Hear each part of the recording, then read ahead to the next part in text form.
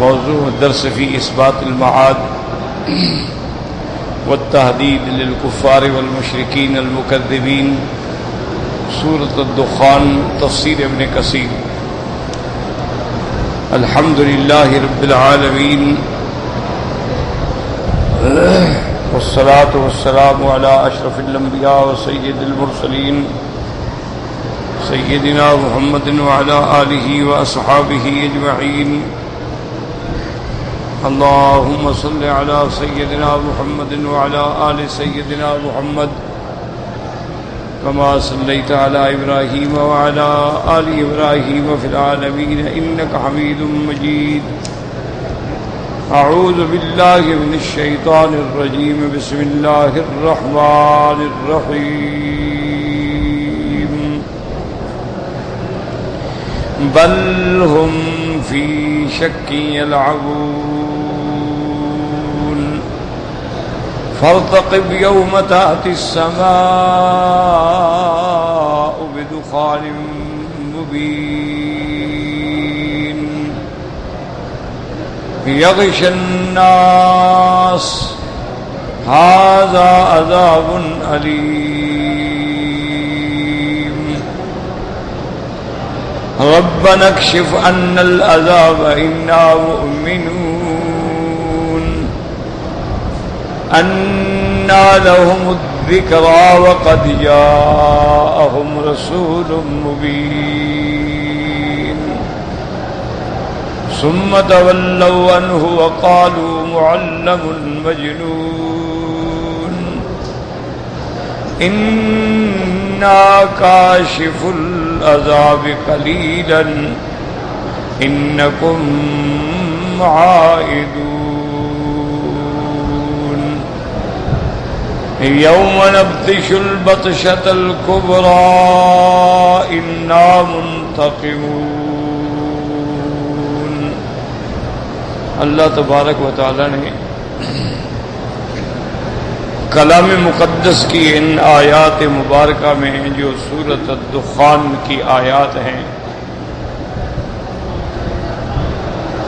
ارشاد فرمایا ہے کہ قرآن کے آنے کے بعد، حضور پاک کے آنے کے بعد، علم الیقین آنے کے بعد یہ کافر جو ہیں ابھی تک شک کے اندر کھیل رہے ہیں.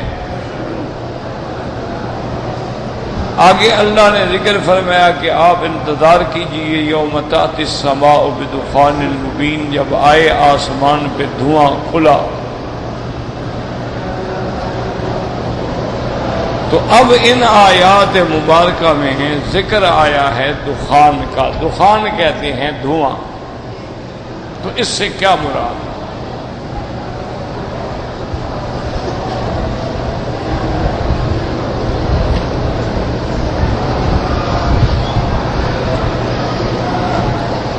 اس کے بارے میں مفسرین کرام نے 3 اقوال نقل فرمائے ہیں. پہلا قول تو یہ ہے کہ حضور صلی اللہ علیہ وسلم نے قریش مکہ کی زیادتیاں اور شرارتیں اور دشمنیوں سے تنگ آ کر ایک دفعہ دعا کر دی تھی کہ اللہم علیہم سنین کا سنی یوسف، کہ یا اللہ ان پر بھی اسی طرح قحط ڈال جیسے یوسف علیہ السلام کے زمانے میں اس ملک میں قحط ہے.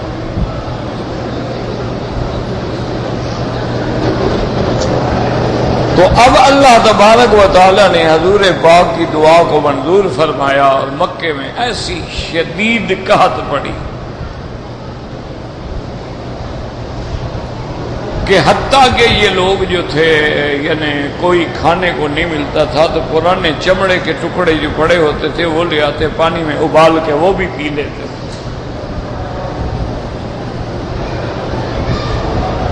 ایک تو حضور صلی اللہ علیہ وسلم کی بد دعا لگی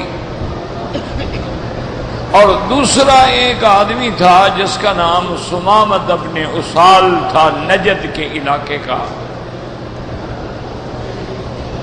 وہ اپنے علاقے کا ایک سردار تھا. عمرہ کرنے کے لیے جا رہا تھا، جیسے کہ زمانہ جاہلیت میں لوگ عمرہ کرتے ہیں، عمرہ کافر بھی کرتے تھے، حج بھی کرتے تھے۔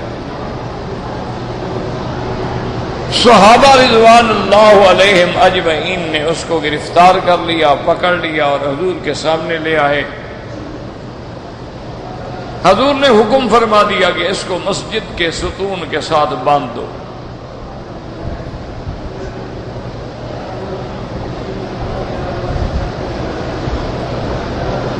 اس کو باندھ دیا گیا، ضرورت کے لیے کھول دیتے پھر باندھ دیتے۔ حضور صلی اللہ علیہ وسلم جب ایک رات گزر گئی تو آپ اس بندے کے اوپر گزرے اور آپ نے کہا کہ ہاں سمامہ بتاؤ کیا خیال ہے تمہارا؟ اس نے کہا حضور تقتل ذات دم وَإِن تَعْفُ عَن رَجُلٍ۔ انہوں نے کہا حضور اگر آپ نے مجھے قتل کرنا ہے تو آپ قتل کر دیں، مجھے کوئی غم نہیں ہے، لیکن یہ یاد رکھیں کہ میں ایک قوم کا سردار ہوں، میری قوم خاموش نہیں بیٹھے گی، وہ میرا بدلہ لے گی، اور اگر آپ معاف کر دیں تو ایک شریف انسان پہ آپ احسان کریں گے، اور میں احسان کا بدلہ دینا جانتا ہوں۔ حضور نے کہا رہنے دو اس کو پڑھو۔ دوسرا دن گزر گیا، حضور نے فرمایا ہاں بھائی اب تمہارا کیا خیال ہے سمامہ؟ اس نے کہا تو میرے تو وہی بات ہے، قتل کر رہے ہیں کر دیں، مجھے تو کوئی غم نہیں ہے، میں قید ہوں، آپ کے ہاتھ میں ہوں، ایک بندہ ہوں، کیا ہے قتل کر دیں، اور معاف کرنا چاہیں تو پھر ٹھیک ہے۔ حضور صلی اللہ علیہ وسلم بھی دراصل یہ چاہتے تھے کہ اس کو مسجد میں قید کرنے کا فائدہ یہ ہوگا کہ کم از کم نمازیں دیکھے گا، قرآن سنے گا، اذان سنے گا، تو اللہ تبارک و تعالیٰ اس کے دل پہ اثر ڈال سکتے ہیں اسلام کا۔ آدمی سنے گا تو اثر ہوگا نا، سنو ہی نہ تو پھر کیا ہوگا؟ کسی اہل حق کے قریب ہی نہ جاؤ تو کیا اثر ہوگا؟ تیسرا دن جب آیا حضور نے پھر پوچھا ہاں بھئی اب 3 دن گزر گئے، اب بتاؤ تمہارا کوئی خیال بدلا ہے؟ اس نے کہا نہیں حضور میں اسی خیال پہ ہوں، میں اپنی قوم کا سردار ہوں، میں کوئی بزدل آدمی تو نہیں ہوں، آپ نے مجھے قتل کرنا ہے قتل کر دے۔ آپ نے فرمایا جاؤ ہم نے تمہیں چھوڑ دیا ہے، بس معاف کیا، کوئی سزا چلا نہیں۔ چلا گیا۔ کچھ دیر کے بعد اس نے غسل کیا اور پھر حضور کی خدمت میں حاضر ہوا۔ اس نے کہا یا رسول اللہ صلی اللہ علیہ وسلم، اگر اسی حالت میں میں اسلام قبول کرتا تو لوگ کہتے میں نے ڈر کے اسلام قبول کیا، ورنہ اسلام میرے دل میں اثر کر چکا تھا۔ اب آپ نے مجھے رہا کر دیا، آزاد کر دیا، سب دنیا نے دیکھ لیا کہ میں آزاد ہوں، اب میں اپنی خوشی سے اسلام لا رہا۔ اس نے اسلام قبول کر لیا۔ اسلام تو اثر کرتا ہے۔ اب دیکھیں اس وقت پوری دنیا میں جتنا میڈیا ہے، الیکٹرانک ہے، کرنٹ ہے، پرنٹ ہے، جو بھی بلا ہے، سب کا سب اسلام کے خلاف ہے۔ چونکہ جیسے دنیا میں سونے چاندی اور کرنسی پر یہود کا کنٹرول ہے، اسی طرح پوری دنیا کا جو انٹرنیشنل لیول کا میڈیا ہے اس پر بھی یہود کا کنٹرول ہے۔ وہ وہی خبر دیں گے جو یہودی کہیں گے۔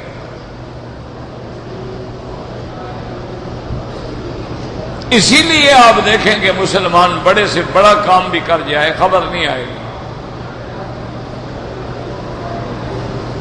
اور اسلام کے خلاف کوئی اتنی سی بات بھی ہو تو اس کو بڑھا چڑھا کے پیش کریں گے۔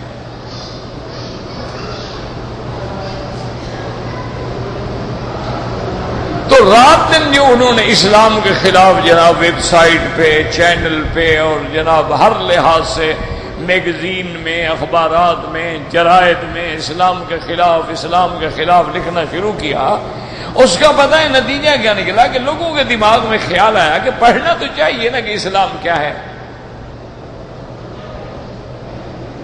نے پڑھنا شروع کیا تو الحمدللہ ثم الحمدللہ یہ جو حادثہ ہوا تھا ٹوین ٹاور والا، اس کے بعد کم از کم 5 لاکھ سے زیادہ لوگ ہیں جو اسلام لے آئے۔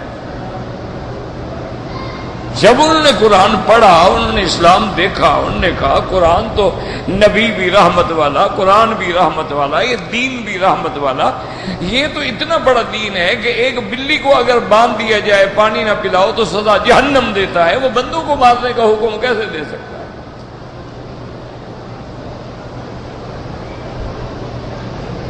وہ اس نتیجے پہ پہنچ گئے کہ یہ جو کچھ دنیا میں ہو رہا ہے دراصل یہ بھی یہود و ہنود کی سازش ہے کہ ہمارے کمزور ایمان کے لوگوں کو خریدا جاتا ہے، اور ہمارے ملکوں میں افلاس ہے، بھوک ہے، غربت ہے، لوگ اپنے بچے بیچ رہے ہیں، ان کو خرید کے بریف کر کے ان کو اسلام کے خلاف کام لیا جاتا ہے۔ ورنہ دنیا میں کون آدمی ہے ایمان سے کہیں جو مسجدوں کا حرمت کو پامال کر دے، جو نمازیوں کو قتل کر دے، جو قرآن کی توہین کر دے؟ کون ایسا پاگل ہے دنیا میں؟ آپ نے زندگی میں کبھی کیا ہے کہ تورات اٹھا کے پھینک دیں یا تورات کو جلا دیں؟ کوئی سوچ ہی نہیں سکتا یہ باتیں۔ یہ تو وہ دشمن کے خریدے ہوئے لوگ ہوتے ہیں، ان کو ہپنوٹائز کر دیا جاتا ہے، ان کا دماغ پہ اتنا تسلط ہو جاتا ہے وہ کچھ نہیں سوچ سکتے۔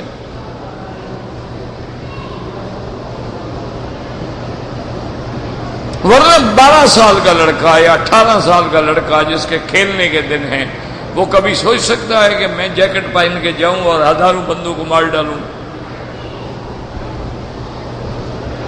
یہ تو ریموٹ کنٹرول ہوتے ہیں بیچارے، ان کو اب پتہ ہی نہیں ہوتا ہم کیا کر رہے ہیں، کہاں جا رہے ہیں اور کیوں کر رہے ہیں۔ اور ہر آدمی کو اس انداز میں خریدا جاتا ہے، مولوی کو مولویت کے رنگ میں، پیر کو پیر کے رنگ میں، اور جو قومیں ہیں قبائل ہیں ان کو قبائل کے رنگ میں کہ بھائی یہ کیسے ہو سکتا ہے کہ بھائی پشتون نیچے ہو جائے، یہ کیسے ہو سکتا ہے کہ ازبک نیچے ہو جائے، تاجک نیچے ہو جائے، کہیں یہ اردو بولنے والا، یہ سندھی بولنے والا، یہ کیسے ہو سکتا ہے؟ کہیں زبان پہ لڑا دیا، کہیں قوم پہ لڑا دیا، کہیں وطن پہ لڑا دیا، کہیں مذہب پہ لڑا دیا۔ ورنہ ایک اندھا آدمی بھی جانتا ہے کہ بھی شیعہ تو حضرت عثمان کے زمانے میں پیدا ہو گئے تھے، حضرت علی کے زمانے میں تو ان کا زور ہو گیا نا۔ اگر اس وقت سے لے کر آج تک چلے آئے ہم شیعہ ختم نہیں کر سکے، وہ سنی ختم نہیں کر سکے، تو گولیاں مارنے سے ختم ہو جائیں گے۔ یہ اندھا بندہ بھی جانتا ہے کہ بھئی یہ فرق کے باطلہ چلتے رہیں گے جب تک یہ دنیا قائم ہے۔ اگر صدق ہوگا تو کذب بھی ہوگا، حق ہوگا تو باطل بھی ہوگا۔ عباد الرحمان اگر ہوں گے تو عباد الشیطان بھی ہوں گے۔ یہ دنیا امتحان ہے۔ تو بہرحال سمامہ مسلمان ہو گیا اور اس نے کہا کہ یا رسول اللہ میں نے منت مانی تھی عمرہ کرنے کی، اور میں عمرے پہ جا رہا تھا کہ آپ کے صحابہ نے مجھے قید کر لیا، اب میرے لیے کیا حکم ہے؟ آپ نے فرمایا جاؤ عمرہ کرو، اپنی منت پوری کرو، اگر منت اللہ کے لیے ہے اور اس کام میں کوئی ایسی بات ہے تو جاؤ پورا کرو۔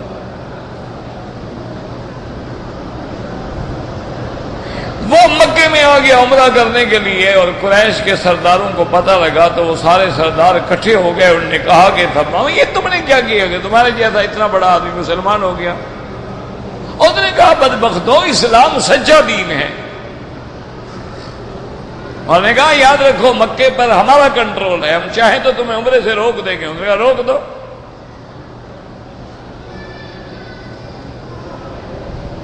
نے کہا روک دو مجھے عمرے سے، لیکن یاد رکھو میں بھی اپنے قبیلے کا سردار ہوں، اور آج کے بعد تم لوگوں نے میری توہین کی ہے، میں اسلام لے آیا، میری مرضی ہے، تم کافر ہو تمہاری مرضی ہے، لیکن میرے راستے سے اب کبھی مکے میں غلے کا ایک دانہ بھی میں نہیں آنے دوں گا، دیکھ لوں گا تمہارے قافلے کیسے گزرتے ہیں۔ وہ غصے میں آ گیا، سردار آدمی تھا، اب جو ان کا قافلہ گزرے وہ لوٹ لے۔ ادھر ادھر قحط شروع ہو گئی کہ بارش نہیں ہے، ادھر جناب غلہ آ نہیں سکتا ہے، تو اب قریش بھوک سے مرنے لگ گئے۔ تو ایسے حالات ہو گئے کہ شدت بھوک سے جب آسمان کی طرف نظر کرتے تھے تو دھواں دھواں نظر آتا۔ تو اس لیے علماء نے فرمایا کہ یوم یأتی السماء بدخان مبین، وہ دھواں جو ہے وہ یہ دھواں تھا۔ اچھا پھر یہ بھی دیکھ لو، آج بھی یہی حال ہے کہ جب کسی کو مشکل آئے نا پھر جاتے ہیں دین والوں کے پاس۔ اب ابو سفیان دوڑا سیدھا مدینہ شریف میں آیا،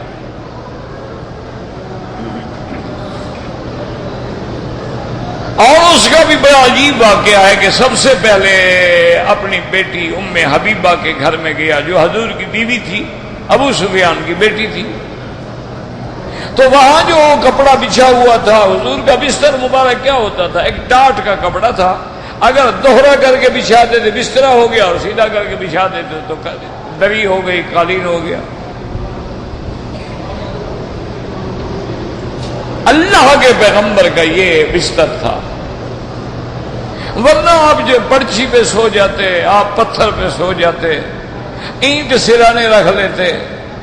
ایک چمڑے کا سرانہ بنا ہوا تھا، اس میں جالا بھرا ہوا تھا کھجور کا، یہ آپ کا سرانہ تھا۔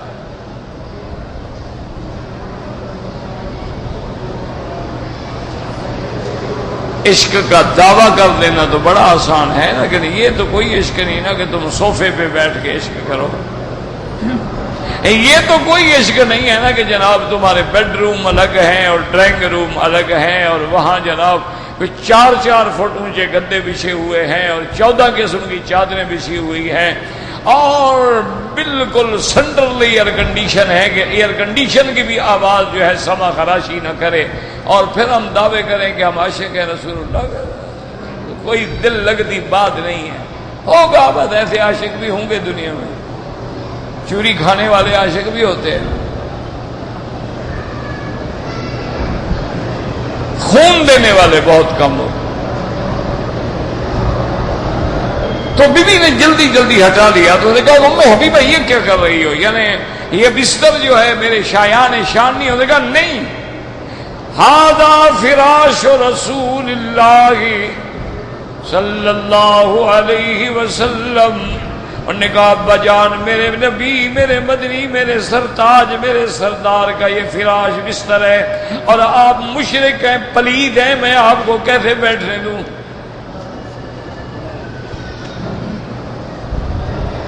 ابو سفیان کی آنکھیں سرخ ہو گئی، کہنے لگا اچھا مدینہ شریف میں آ کر تم اخلاق بھی بھول گئی ہو؟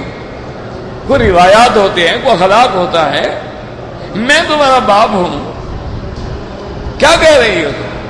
اور نے کہا زیادہ باتیں نہ کرو، میں حضور صلی اللہ علیہ وسلم سے سوال کروں گی، اگر حضور نے مجھے اجازت دی تو آپ کی عزت و اکرام کروں گی، ورنہ تیرا میرا کیا رشتہ ہے؟ تو کافر میں مسلمان۔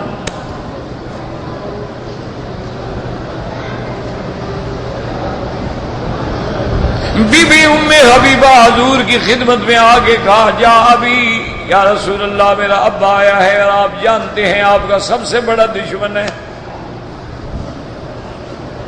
بدر میں فوجوں کے سبب جنگ کا سبب بننے والا ابو سفیان، احد میں فوجیں لے کے مدینے پہ حملہ کرنے والا ابو سفیان، اور آج وہ آیا ہے، بتائیں میں کیا کروں؟ آپ نے فرمایا اکرمی ابا کی، آپ نے فرمایا جاؤ اپنے ابا کا اکرام کرو، احترام کرو، باپ باپ ہوتا ہے چاہے کافر کیوں نہ ہو۔ باپ ہے تمہارا، کافر ہے تو کیا ہو گیا؟ اب بی بی ام حبیبہ نے آ کے حضور صلی اللہ علیہ وسلم کے فرمان کے بعد، ارشاد کے بعد، سرکار کے فرمان اور ارشاد کے بعد آگے اپنے ابا کی تکریم کی، ابو سفیان کا احترام کیا، اکرام کیا۔ حضور نے اجازت دے دی کہ اکرمی اباک، اپنے ابا کا اکرام کرو، کیونکہ والدین جو ہیں اللہ کے خالق حقیقی کے بعد تخلیق مجازی کا سبب جو ہے وہ والدین ہیں، اس لیے اللہ نے اپنی توحید کے بعد والدین کا ذکر فرمایا، وَاعْبُدُوا اللَّهَ وَلَا تُشْرِكُوا بِهِ شَيْئًا وَبِالْوَالِدَيْنِ إِحْسَانًا. اللہ فرماتے ہیں اللہ خالص اللہ کی عبادت کرو، شرک نہ کرو، اور اپنے والدین سے ہمیشہ بھلائی کرو.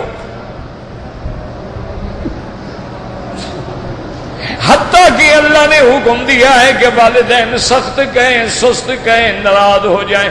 فَلَا تَقُل لَّهُمَا اُفٍّ وَلَا تَنْهَرْهُمَا وَقُل لَّهُمَا قَوْلًا کَرِیمًا.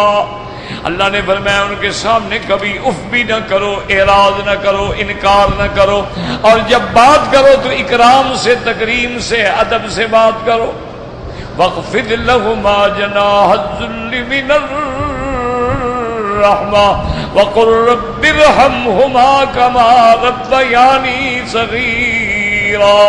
اللہ نے فرمایا تم ان کے آگے اپنے آپ کو تواضع میں جھکا دو، عاجزی کے ساتھ جھک جاؤ، بچھ جاؤ ان کے سامنے، اور ان کے لیے ہمیشہ دعا بھی کیا کرو کہ میرا مولا آپ بھی ان پہ ویسے رحم کریں جیسے بچپن میں میرے والدین مجھ پہ رحم کرتے تھے.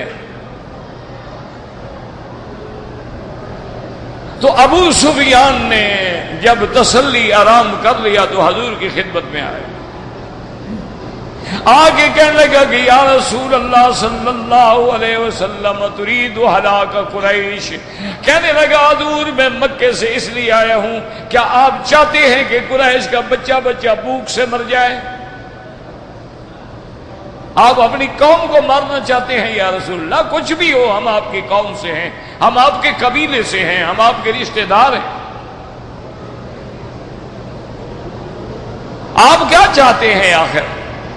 اتنا قحط پڑا ہے مکہ مکرمہ میں کہ اب ہم لوگ سوکھے چمڑے پانی میں ابال ابال کے پینے پہ مجبور ہو گئے ہیں، اور اگر چند دن یہ عالم رہا تو سب کے سب جو ہے وہ بھوک سے مر جائیں گے، کیونکہ بھوک تو ایک عذاب ہے نا.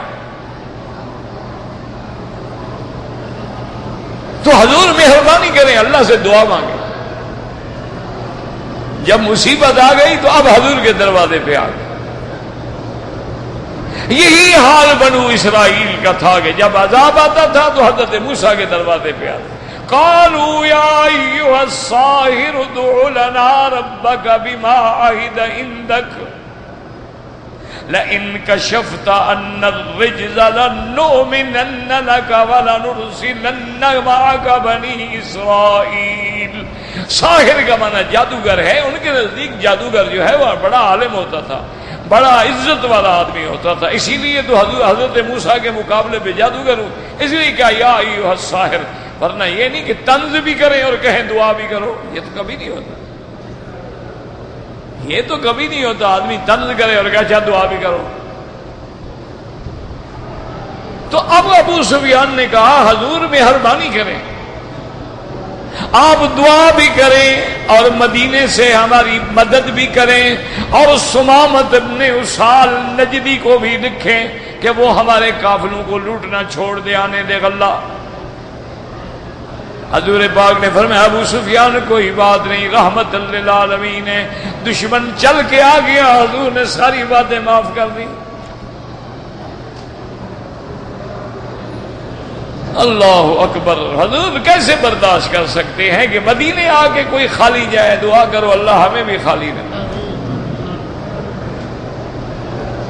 اللہ اکبر. جب آئے تو حضور نے فرمایا ابو سفیان ٹھہرو، میں دعا بھی کرتا ہوں اور سمامہ کو بھی بھیجتا ہوں، قاصد کے مکے والوں کا راستہ مت روکو، اور مدینے میں بھی جتنا غلہ ممکن ہو سکتا ہے تمہاری امداد کے لیے میں بھیجتا ہوں. تو اس لیے علماء نے فرمایا یہ قرآن میں یہ جو لفظ ہے اس سے مراد یہی ہے کہ یوم تأتی السماء بدخان مبین، جب آسمان پہ آئے گا کھلا دھواں، اور دھوئیں سے مراد وہ کہتے ہیں وہ دھواں تھا جو قریش کو بھوک کی شدت کی وجہ سے نظر آتا تھا. جیسے آدمی کو دھوپ میں جاتے ہوئے سراب نظر آتا ہے، سمجھتا ہے کہ دریا ہے، پانی ہے، لیکن جب موقع پہ پہنچتا ہے تو پانی نہیں، چٹیل میدان ہوتا ہے. ایک قول، یہ یاد رکھو یہ ایک قول ہے یہ۔ اب دوسرا قول ہے، علماء فرماتے ہیں دوسرا قول یہ ہے کہ یوم تأتی السماء بدخان مبین، وہ فرماتی ہیں یہ قیامت کی نشانیوں میں سے کہ علامت قیامت ہے، قیامت سے کچھ پہلے ایسا دھواں آئے گا، آسمان بھر جائیں گے اور کافروں کو سانس لینا بھی مشکل ہو جائے گا دھوئیں میں، لیکن مومنوں کو ایسے معلوم ہوگا جیسے ہلکا سا زکام ہو جاتا ہے۔ وہ فرماتے ہیں اس دھوئیں سے مراد وہ دھواں ہے۔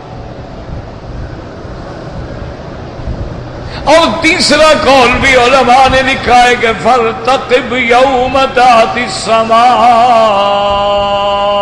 بدخان مبین، انہوں نے تیسرا قول یہ لکھا ہے کہ جس دن میرے مدنی رحمت دو عالم محبوب دو عالم اپنے لشکر جرار کے ساتھ مکے پہ چڑھائی کی اور 10,000 کا لشکر ساتھ آ رہا ہے اور مکے میں ایسی شان شوکت سے داخل ہوئے کہ مٹی اڑتے اڑتے غبار جو تھا گویا آسمان پہ چھا گیا۔ وہ کہتے ہیں اس سے مراد وہ دعا ہے یوم تأتی السماء بدخان مبین۔ یاد رکھو 3 قول ہو گئے۔ ایک قول یہ ہے قریش کو قحط کی وجہ سے دھواں نظر آتا تھا، اور دوسرا قول یہ ہے کہ علامت قیامت میں ہے، اور تیسرا قول یہ ہے کہ فتح مکہ کے دن جو غبار چھایا آسمانوں پہ اس کو کہا گیا ہے دخان۔ لیکن یاد رکھو یہ آخری قول جو ہے یہ بالکل غریب اور منکر ہے، اس کا تو کوئی شاذ قول ہے، لیکن باقی 2 قول جو ہیں ان میں حجت ہے، طاقت ہے، دلائل ہیں۔ حضرت عبداللہ ابن مسعود رضی اللہ تعالیٰ عنہ بیٹھے تھے بغداد میں، کوفے میں۔ ایک آدمی آیا اور اس نے کہا کہ عبداللہ ابن مسعود میں نے آج تقریر سنی ہے، ایک خطیب جمعہ میں خطبہ دے رہا تھا اور وہ بتا رہا تھا کہ دخان سے مراد قیامت کی علامت ہے۔ حضرت اٹھ کے بیٹھ کے فرمایا نہیں،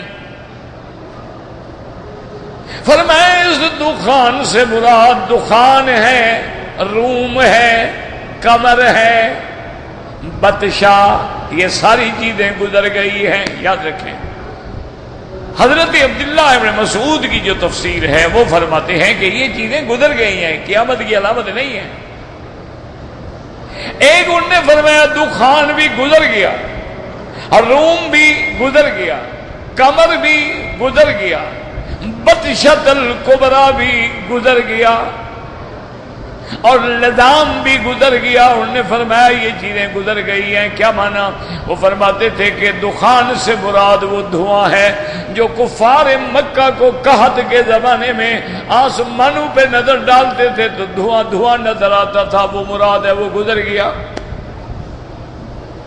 اور قمر سے مراد کیا ہے؟ فرماتی اقتربت الساعۃ وانشق القمر، کہ چاند کا 2 ٹکڑے ہو جانا جو ہے وہ بھی معجزہ تھا میرے مدنی سرکار رحمت دو عالم کا، وہ بھی گزر گیا۔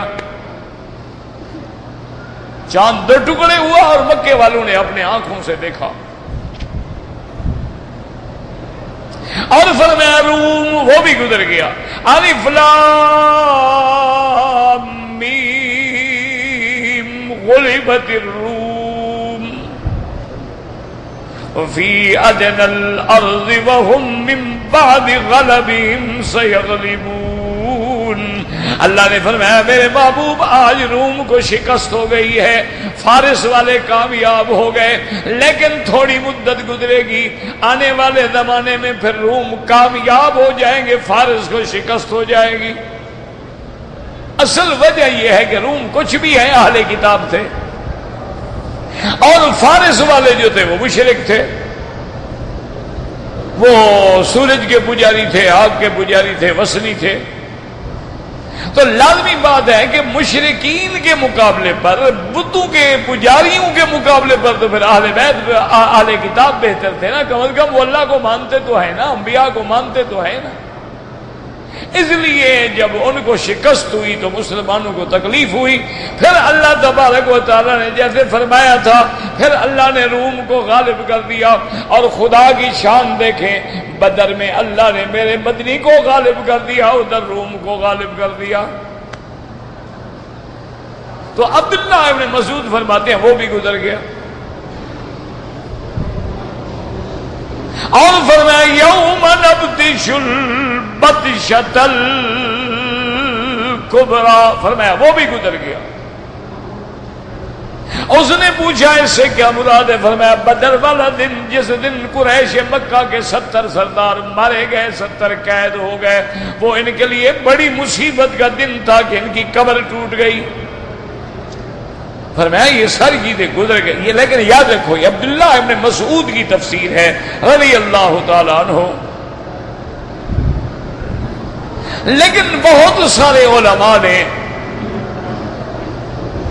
صحابہ میں سے علماء نے اعتراض بھی کیا ہے، انہوں نے کہا یہ تفسیر ہے، حضرت عبداللہ مسعود بڑا آدمی ہے، بڑا فقیہ ہے، جلیل القدر صحابی ہے، اور اتنا بڑا شان والا آدمی ہے کہ حضور فرماتے تھے کہ من ما رضی بہ ام عبد رضیت بہ، جس بات پہ عبداللہ ابن مسعود راضی ہو جائے میں بھی راضی۔ اور ایک حدیث میں فرمایا کہ جس بات پہ عبداللہ راضی ہو جائے میں بھی راضی، میرا اللہ بھی راضی۔ اور یہ شان صرف عبداللہ ابن مسعود کی ہے، یاد رکھیں کہ جہاں جہاں عبداللہ کا لفظ آئے گا نا آگے لازمن ہوگا عبداللہ ابن عمر، عبداللہ ابن عمر، عبداللہ ابن مغفل، لیکن جہاں صرف آئے ان عبداللہ آگے نہ ہو تو اس سے لازمی مراد عبداللہ ابن مسعود ہوتے ہیں۔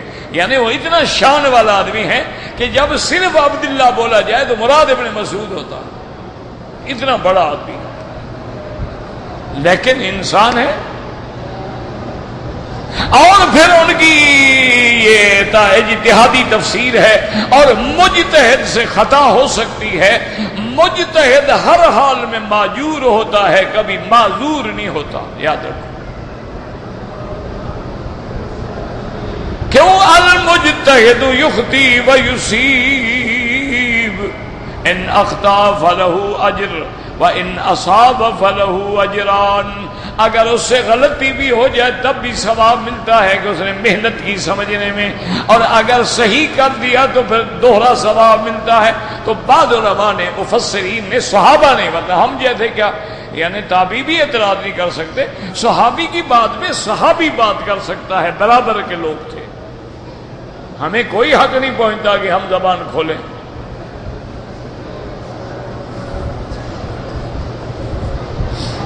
انہوں نے کہا کہ بالکل جلیل القدر ہیں، لیکن ہمیں سمجھ نہیں آیا کیوں قرآن یہ کہتا ہے فَارْتَقِبْ يَوْمَ تَأْتِي السَّمَاءُ بِدُخَانٍ مُبِينٍ يَغْشَى النَّاسَ هَذَا عَذَابٌ أَلِيمٌ۔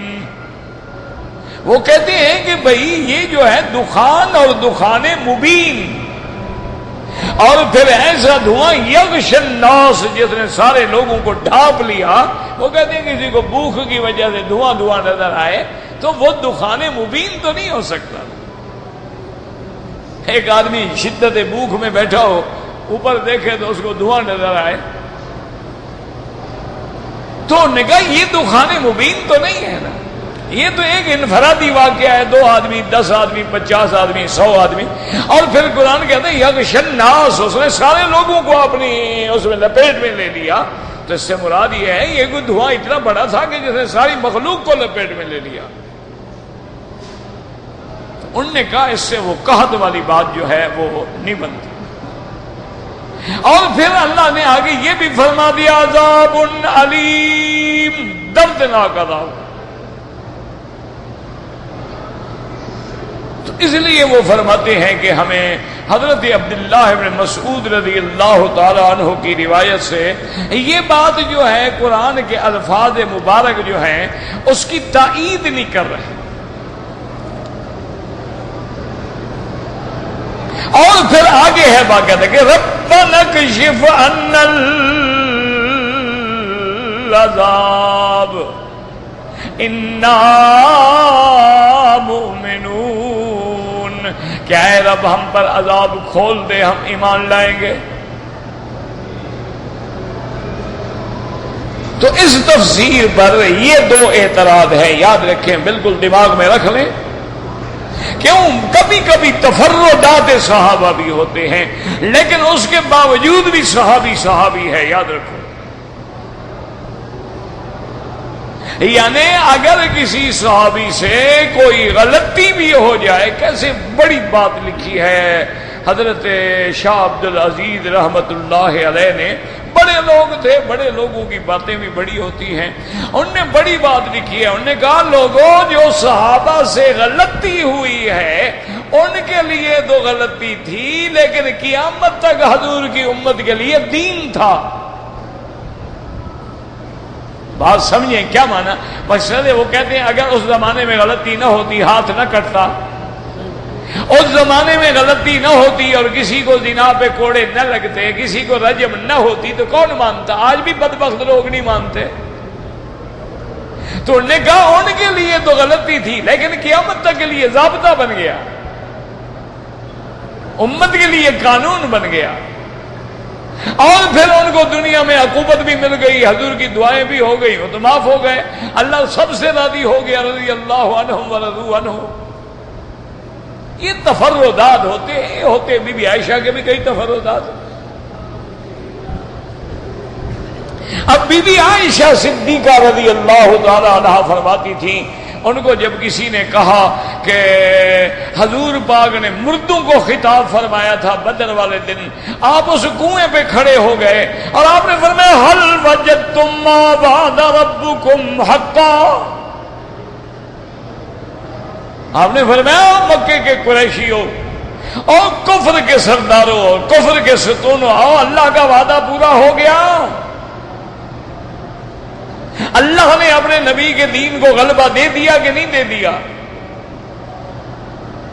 اچھا حضرت عمر جیسا بندہ بھی بول پڑا، اس نے کہا یا رسول اللہ ہم نتنا، وہ مر گئے، بدبو پھیل گئی، ان کی لاشیں پھٹ گئیں، آپ کن کو سنا رہے ہیں؟ یہ مردہ ہیں، مر گئے ہیں، دفن ہو، اور پھر کافر ہیں، مشرک ہیں، ان کو آپ سنا رہی ہیں، کیا سنیں گے؟ میں اسمع منکم، تم سے بھی زیادہ سن رہے ہیں.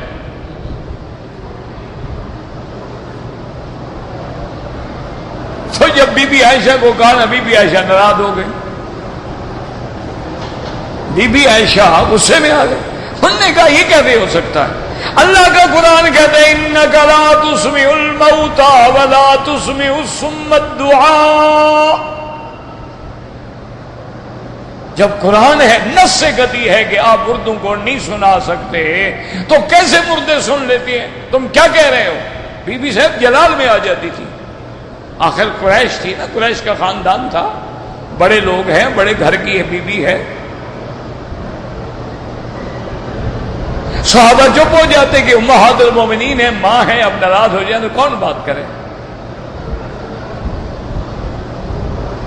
حالانکہ یاد رکھو سب سے بڑی بات یہ ہے، سب سے پہلی بات تو یہ ہے کہ بدر میں جب بی بی اس واقعے میں موجود ہی نہیں ہے تو ان کی روایت کا کیا مقام ہو سکتا ہے؟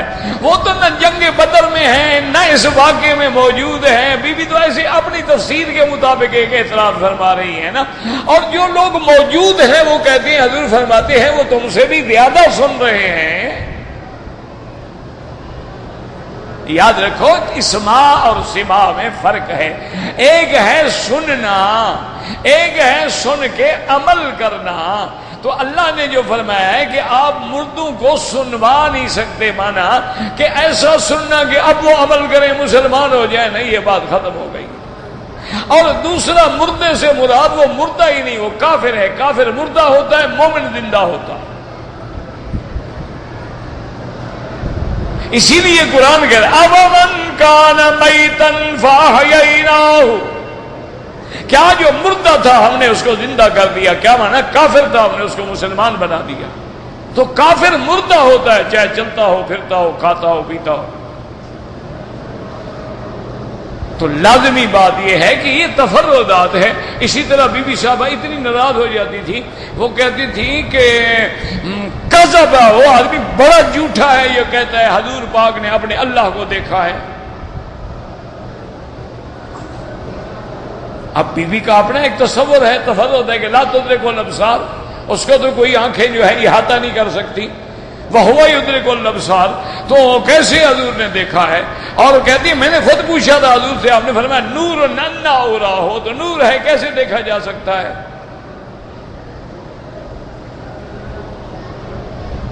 تو اب بی بی ناراض ہو گئی۔ اچھا، اور بڑے بڑے جلید القدر صاحب ابن عباس جیسا آدمی قائل ہے کہ حضور پاک کو اللہ کا دیدار ہوا ہے، وہ کہتے ہیں اللہ کو دیکھا ہے۔ صرف دو قول ہیں کہ دل کی آنکھوں سے دیکھا ہے یا ان آنکھوں سے دیکھا۔ بعض صحابہ کہتے ہیں اللہ نے آپ کی بصیرت والی آنکھیں جو تھیں ان کو تیز کر دیا، آپ نے دل کی آنکھوں سے دیکھا ہے۔ اور بعض فرماتے ہیں کہ نہیں، اللہ تبارک و تعالیٰ کو حضور نے انہی آنکھوں سے دیکھا ہے کہ الکلام لموسیٰ والرؤیت لمحمد صلی اللہ علیہ وسلم، کہ کلام کا شرف موسیٰ کو ملا، دیدار کا شرف محمد مصطفیٰ کو ملا۔ اور یاد رکھو کہ یہ دیدار جو ہے نا، اس کا معنی یہ نہیں کہ حضور کو دیدار ہوا، دیدار ہوا تو کلام بھی ساتھ ہوا ہے نا، یعنی حضور کو دونوں چیزیں ملی ہیں۔ یوں سمجھو کہ وہ اللہ گئے آپ پر 50 نمازیں فرض کی، آپ گئے عرض کیا، اللہ نے 5 معاف کر دی، پھر عرض کیا، پھر تو بات تو ہو رہی ہے نا۔ اور اس وقت کوئی جبریل نہیں، جبریل تو رہ گیا سدرۃ المنتہا پہ،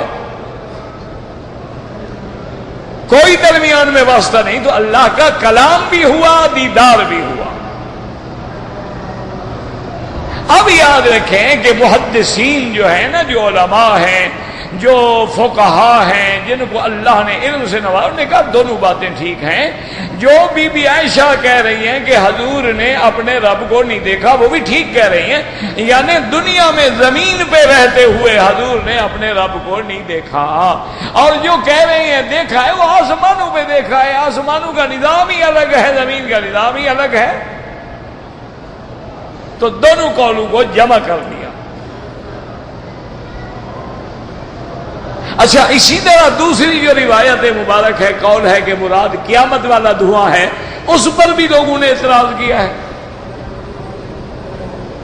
انہوں نے کہا کہ جناب اگر یہ قیامت ہے، علامات قیامت سے پہلے دھواں ہے، تو قرآن کہہ رہا ہے اِنَّا کَاشِفُ الْعَذَابِ قَلِيلًا، یہاں آ رہا ہے رَبَّنَا اكْشِفْ عَنَّا الْعَذَابَ إِنَّا مُؤْمِنُونَ، اور اگلی آیات میں آتا ہے اِنَّا کَاشِفُ الْعَذَابِ قَلِيلًا، اللہ فرماتے ہیں ہم تھوڑا سا عذاب کھول دیتے ہیں، اِنَّكُمْ عَائِدُونَ، تم تو پھر کفر میں پڑ جاؤ گے۔ وہ کہتے ہیں جناب اگر یہ بات قیامت ہے، قیامت کے بعد تو کافروں سے عذاب نہیں کھولا جائے گا۔ بھائی کافر کے لیے جب قیامت آ گئی، پھر جو عذاب ہے تو دائم ہے، لا یخفف عنہم العذاب، ایک منٹ کی بھی مہلت نہیں ملے گی۔ وَنَادَوْا يَا مَالِكُ لِيَقْضِ عَلَيْنَا رَبُّكَ، اور چیخیں گے، کہیں گے اے خزنہ جہنم کے مالک، مہربانی کرو، رب سے دعا کرو ہمیں موت دے دے، عذاب سے نہیں۔ قَالَ إِنَّكُمْ مَاكِثُونَ، اب تم ہمیشہ یہاں رہو گے۔ اسی طرح قرآن کہتا ہے اصلوہا، جلو، سڑو، مرو، اسے بھونے جاؤ۔ سواء علیکم فاصبروا او لا تصبروا سواء علیکم، صبر کرو یا فریادیں کرو، چیخو، عذاب نہیں گھٹے گا۔ تو یہاں قرآن کہتا ہے کہ اگر عذاب ہم گھٹا دیں گے تو پھر یہ کفر کریں گے، تو نے کہا قیامت کے بعد تو عذاب گھٹے گا ہی نہیں، تو یہ کیسے ہو سکتا؟ یاد رکھیں کہ علماء نے فرمایا بات سمجھو، یہ اسی طرح ہے کہ جیسے کافر قیامت میں کہیں گے کہ یا اللہ مہربانی کر ہمیں ایک دفعہ پھر جانے دے دنیا میں، ایک دفعہ جانے دے، ہم پکے مسلمان بن کے رہیں گے۔ اللہ نے فرمایا وَلَوْ رُدُّوهُ لَعَادُوا لِمَا نُهُوا عَنْهُ، اگر ہم ان کو دوبارہ دنیا بسا کے بھیج بھی دیں یہ اسی طرح پھر کفر میں پڑیں گے، یہ جھوٹ بول رہے ہیں۔ تو نے کہا اس کا معنی یہ نہیں ہے کہ اللہ عذاب گھٹا دیں گے، معنی یہ ہے کہ اگر ہم گھٹائیں تب بھی یہ کفر میں رہیں۔ اچھا، دوسری روایت کی تائید جو ہے نا، یاد رکھو ایک حدیث مبارک سے ہوتی ہے، صحابہ کہتے ہیں کہ ہم جھگڑ رہے تھے کہ حضور آ گئے،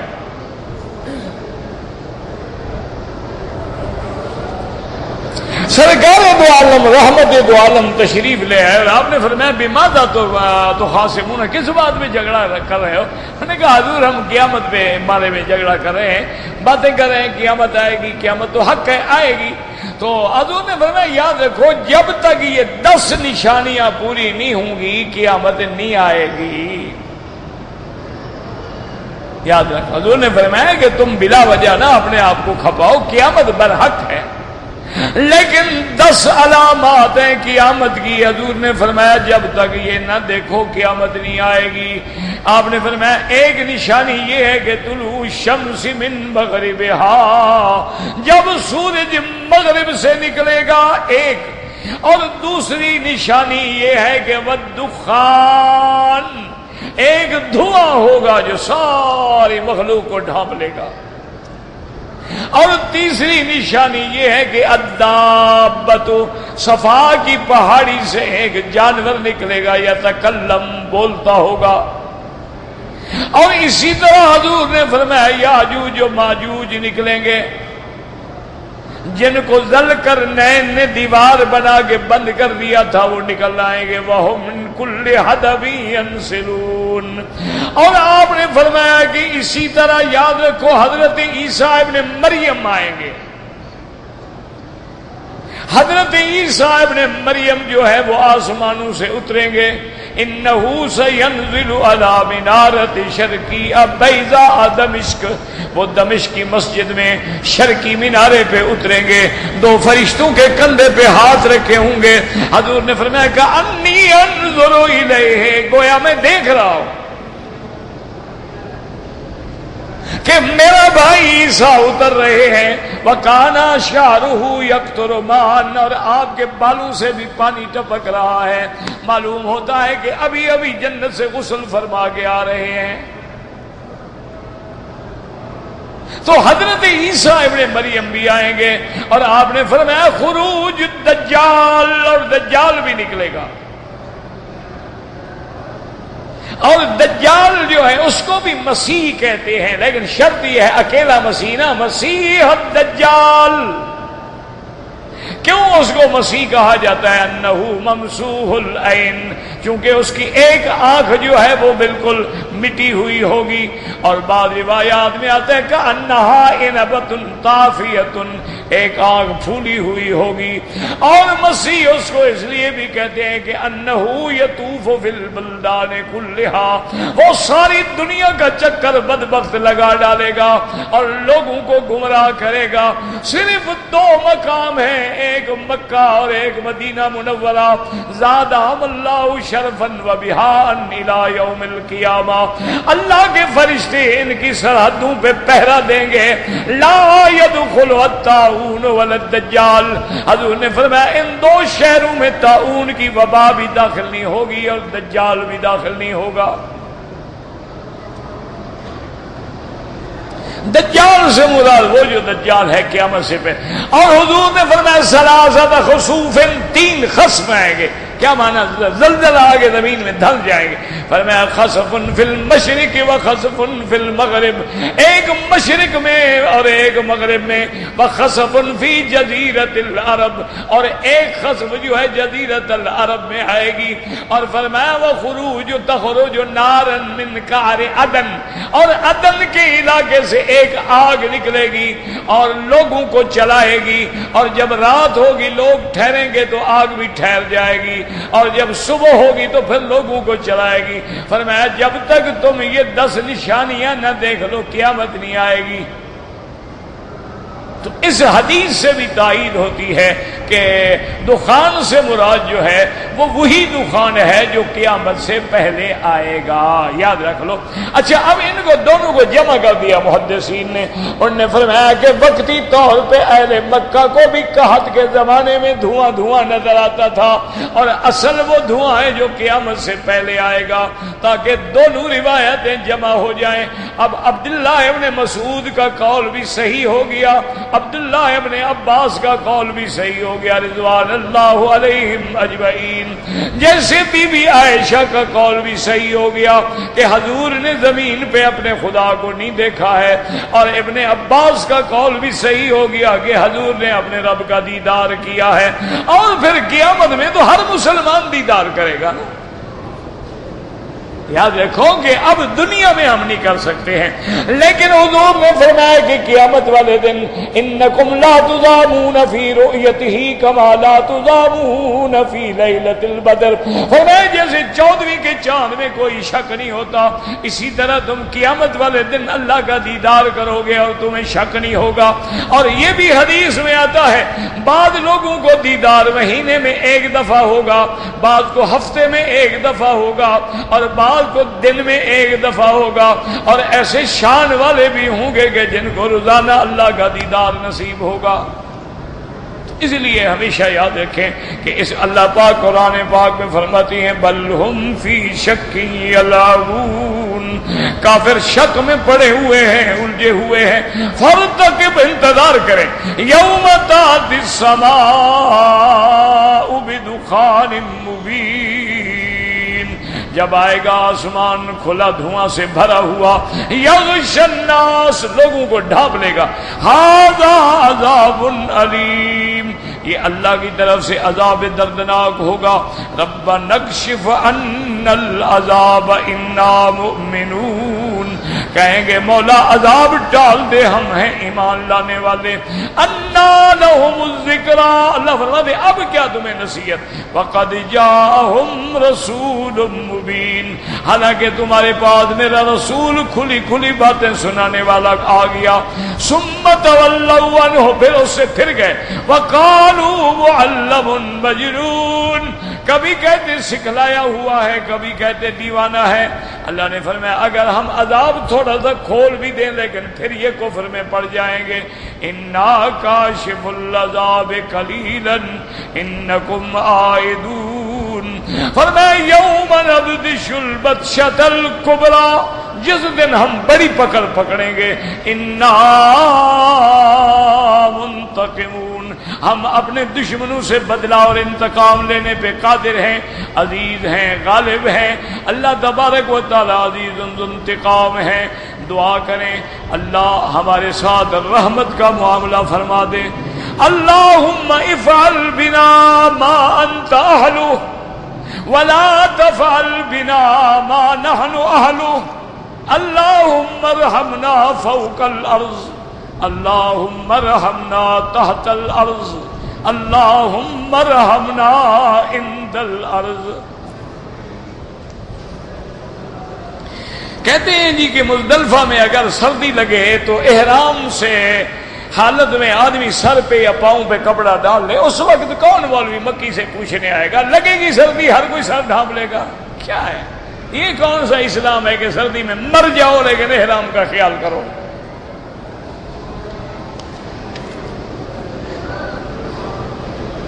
کہتے جی کہ اہل حدیث حضرات کے نزدیک جمعہ کی نماز سے پہلے کتنا؟ 2 رکعت، اس کے بعد بھی 2 رکعت۔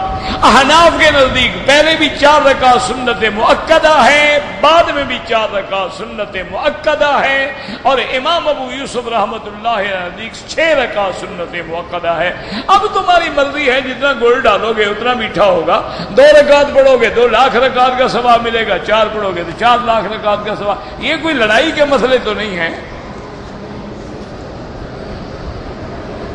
کہتے جی کہ کوئی آدمی جیرانہ سے اگر عمرے کرے، بالکل کرے، حضور پاک نے خود جو کیا ہے، بات ختم ہو گئی۔ اب یہ ہے کہ زیادہ کریں تھوڑے کریں اس کی مرضی ہے، نفلی عبادت ہے۔ اب دیکھیں نا حضور پاک نے مثلا طواف کیا ہے، لیکن کبھی ایک دن میں آپ نے 5 یا 10 طواف نہیں کیے۔ اگر آج کوئی 5 یا 10 طواف کرے کیا کہیں گے ہم؟ بدعت ہے؟ نہیں، بدعت وہ ہے جو اصل نہ ہو۔ جب اصل حکم موجود ہے کہ حضور نے عمرہ کیا ہے، اب تم 1 کرو یا 1 لاکھ کرو۔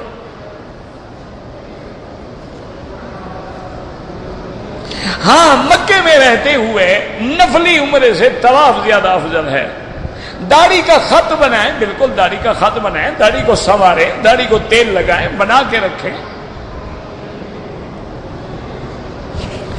اور مہندی لگائیں۔ کوئی حضور نے فرمایا غیر الشیب ولو بشیء، کوئی نہ کوئی چیز سے تبدیلی کریں۔ اگر ہم لوگوں نے مکے میں تھے لیکن عصر کی جماعت ہو گئی، حنفی مسلک میں ہیں ہم، تو پھر آپ لیٹ نماز پڑھیں، کیونکہ حنفیوں کے نزدیک آخر وقت میں نماز افضل ہے۔ لیکن آخر وقت سے مراد یہ نہیں ہے کہ سورج پیلا ہو جائے، وہ تو منافق کی نماز ہے۔ یہاں اول وقت میں نماز پڑھتے ہیں۔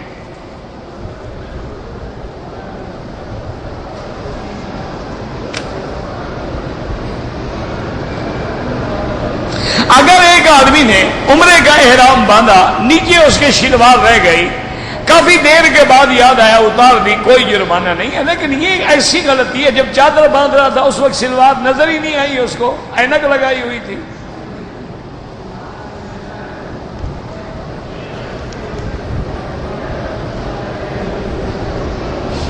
کہتے جی کہ الحمدللہ میں سارا دن قرآن پڑھتا ہوں، ذکر بھی کرتا ہوں، درود بھی پڑھتا ہوں، دعا مانگنے کا وقت مجھے نہیں ملتا ہے۔ کوئی بات نہیں، اللہ کے نبی کی حدیث ہے کہ جن کا ذکر من شغلہ ذکری ان مسالتی، جس بندے کو اللہ کا ذکر اور قرآن جو ہے سوال کرنے سے مشغول کر دے، فرمایا اعطیتہ افضل مما اعطی السائلین، میں اس کو مانگنے والوں سے بھی زیادہ دیتا ہوں۔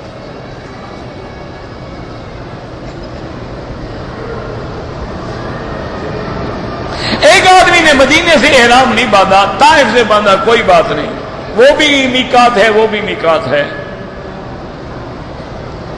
کہتے جی کہ پتہ نہیں نکھنے ٹخنے کے، اچھا ٹخنے کے نیچے کپڑا ہو تو گناہ ہے، نماز تو ہو جائے گی لیکن سخت وعید ہے جہنم کی۔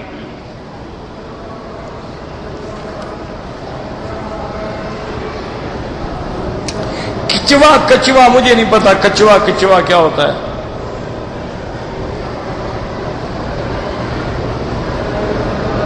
بہرحال آپ نے داڑھی رکھی ہے، چھوٹی ہے، انشاءاللہ بڑی بھی ہو جائے گی۔ بالکل دوستوں کی باتوں میں نہ ہو جو کہتے ہیں کہ داڑھی منڈا ڈالو۔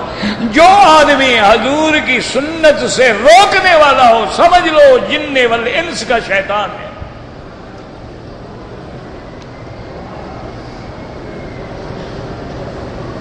حیض آنے کے دن میں پیشاب میں خون آدھا ہے، خون نہیں آ رہا ہے، دیکھو تمہیں پتا ہے تمہاری عادت کیا ہے، 2 دن 4 دن 6 دن 7 دن وہ گزر گئے، خون بند ہو گیا، اب پیشاب میں نلاہٹ یا میلاہٹ معلوم ہوتی ہے تو وہ حیض نہیں ہوتا۔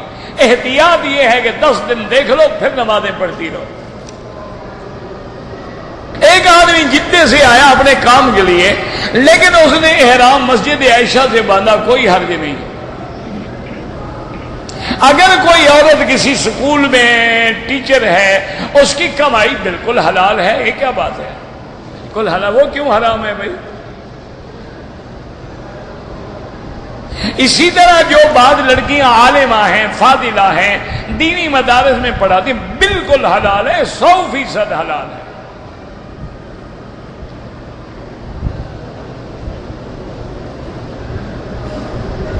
کہتے تھے کہ مدینہ منورہ میں ہمیں کسی نے کہا کہ حضور کی قبر کو روضہ نہ کہو، تو حضور کی قبر کو قبر بھی کہا جاتا ہے اور روضہ مبارک تو ویسے ہی اوپر ہے۔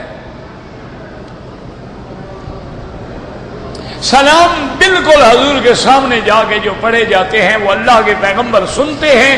صحیح حدیث ہے سنن ابی داؤد میں، ما من مسلم یسلم علی، جب کوئی مسلمان آ کے مجھ پہ سلام پڑھتا ہے میں سنتا ہوں اور جواب بھی دیتا ہوں، اور جو دور سے پڑھتے ہیں درود وہ پہنچایا جاتا ہے۔